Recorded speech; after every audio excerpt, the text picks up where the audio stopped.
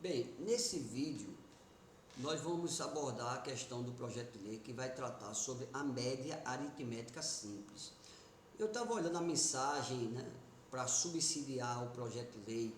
Então os deputados, eles buscaram, sob a alegação, dizendo o seguinte, que os seletistas, os demais servidores, todos eles se aposentam com média aritmética, um limite de teto, ou seja, no máximo recebendo 7.836 por aí, que é o limite do teto do regime geral, né? E os militares estariam para a reserva recebendo proventos integrais, né? E aí buscam fundamentar nisso, que devia ter uma isonomia, né? Haver uma mudança nessa integralidade.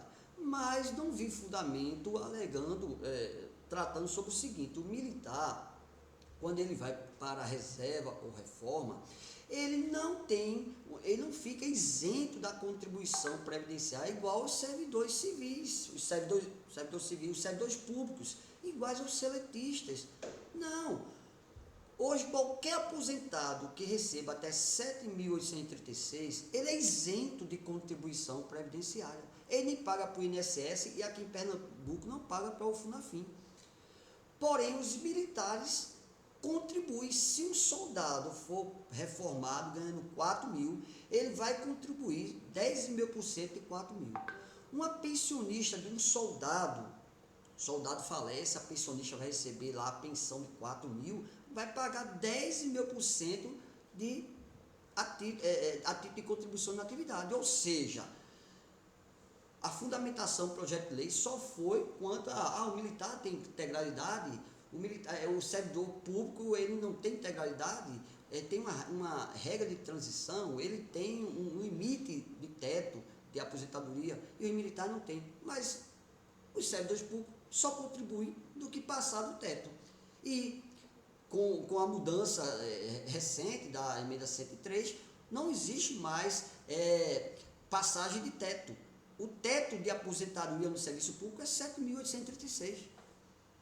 Então, o militar, ele contribui com o bruto, porque ele vai para a reserva recebendo os proventos brutos e continua contribuindo com 10,5% sobre o bruto. Então, me parece que esse fundamento ele não teve assim uma análise mais técnica, porque não é só questionar que esse daqui não tem integralidade, recebe o teto, e esse daqui tem integralidade e recebe acima do teto. Mas esse aqui contribui, esse aqui não tem FGTS, esse aqui não tem adicional noturno, não tem gratificações incorporáveis quando se aposenta. Isso aqui tem. Então tem que se fazer uma análise técnica quanto a essa situação. E a situação também desse. E aí, como é que fica? O projeto de lei propõe ser feito uma análise das últimas contribuições desde 1994. Aí vai dar um valor X, que vai ser menor do que o militar recebe na ativa. E aí, exemplo, o militar ganha hoje 15 mil. Quando vai fazer essa média aritmética, dá 13 mil. Mas ele ainda não iria para a reserva ganhando 13 mil. Para os oficiais, iria ter um percentual de 60% de 13 mil. E para as praças, 70%. Então, veja, quando o militar se aposenta, não se aposenta, vai para a reserva, o militar não se aposenta, pode ser convocado a qualquer tempo. O militar, ele vai para a reserva, ou reforma, né? E acaba, pelo projeto dele, ainda recebendo provento bem aquém do que ele receberia na ativa, se na ativa tivesse. Então, me parece que não é um critério meio, não muito com base técnica, né? Tudo bem, tem a questão da matemática atuarial, projeções para o futuro de aposentadoria, mas há de haver um balanceamento sobre o militar continuar contribuindo, né? Então, me parece que esse percentual de 60% para oficiais e 70% para praças iria alterar em muito, né, o poder de compra, o poder de um aposentado, né, digamos, genericamente falando, de um militar aposentado, manter seu patamar, né, sua condição, porque qualquer servidor tem sua condição. Quando ele se aposenta, ele quer manter aquela condição.